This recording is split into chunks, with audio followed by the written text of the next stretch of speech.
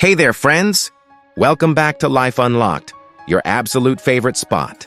I can't even begin to tell you how incredibly thrilled I am to have you all here with me today. So, before we dive into today's story, let's all take a deep breath together.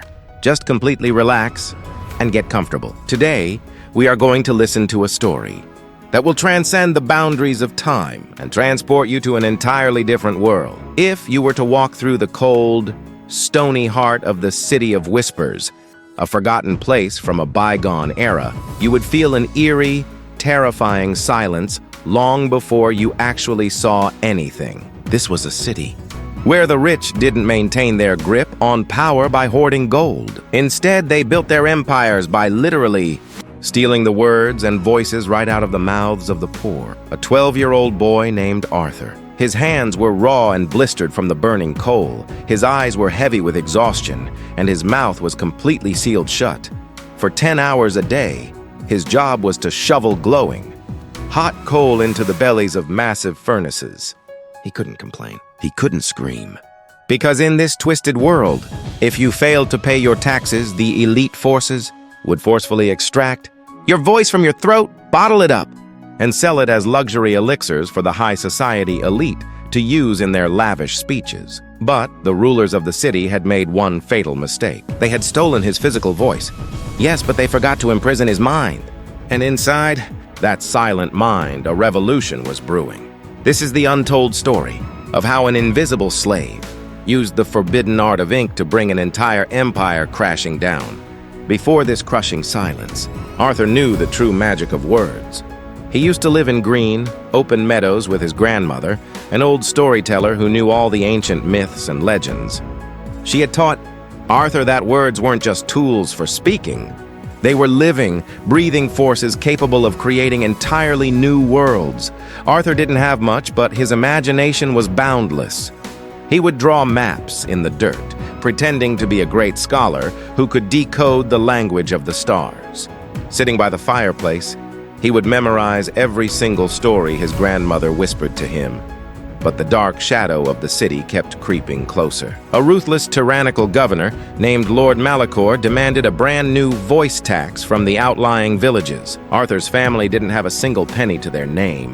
One freezing winter morning, guards clad in heavy iron armor busted through their cottage door. They didn't seize the furniture. Instead, they pressed a cold, silver device hard against Arthur's throat. With a terrifying, vibrating hum, they sucked his voice right out of him and sealed it inside a glowing glass vial. His grandmother tried desperately to fight them off, but she was dragged away to the deep mines. As for Arthur, he was thrown straight into the underground industrial slums. Forgotten, silenced, and broken. That underground world was a living hell, surrounded by thousands of other children who had also been stripped of their voices. Arthur spent months breathing in toxic ash. He would watch the wealthy elites look down from their iron balconies above, the stolen voices dangling around their necks in glowing crystals, allowing them to speak in beautiful, sophisticated languages. The emotional torture was unbearable. Every night, Arthur wanted to scream and cry out for his grandmother. But nothing came out of his chest except a dry, hollow rasp. But darkness can either shatter you into dust, or it can sharpen you into a blade. Arthur realized that even though he couldn't speak, he could still see. He began observing the guards, charting the factory schedules, and pinpointing the structural weaknesses of the machinery. He managed to find a discarded scrap of paper and a sharp piece of coal. Late at night, under the dim glow of the furnace, he began to write. He documented every single atrocity he witnessed. He drew complex blueprints of the city's ventilation system. He discovered a mind-blowing truth. Speaking isn't the only way to communicate. Writing was a silent code, a secret language that could bypass any guard. With nothing but a piece of coal and scraps of paper, he was building a revolution. Arthur filled hundreds of hidden scraps of paper with powerful, poetic words of freedom. He learned to write at lightning speed, developing his own unique shorthand that only he could decipher. One night, he sneaked into the factory's printing press room, the very place used to churn out government propaganda. In pitch black darkness, Arthur copied his silent writings onto thousands of sheets of paper. The next morning, the city woke up to an absolute miracle. Thousands of leaflets and papers were swirling through the air, carried by the morning breeze. The wealthy citizens picked them up and stood frozen in shock. The poor read them, and a fire ignited in their hearts. The leaflets bore no name, but they contained precise details of Lord Malacor's heinous crimes, the exact locations of the hidden voice vaults, and a roaring call to rise up. For the first time in decades, the silent city began to rumble. A nameless author was shaking the very foundations of the empire. Lord Malacor flew into a blind rage. He ordered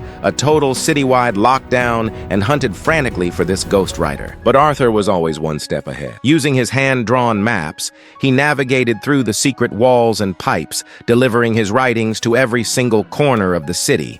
His words became an addiction. He secretly penned a famous story called The Master of Thieves, which was a brutal, satirical takedown of Malacor's own character. The writing was so sharp and electrifying that even the upper class began questioning their own system, and the working class flat out refused to work. Then came the night of the solar eclipse. As the entire city was plunged into total darkness, Arthur used his written instructions to guide a silent army of thousands of workers straight toward the central tower. Without uttering a single sound, they slipped past the guards. Arthur smashed the massive glass vault where all the stolen voices were stockpiled. A massive wave of glowing energy erupted into the sky. Across the entire city, thousands of people gasped as their lost voices rushed back into their chests.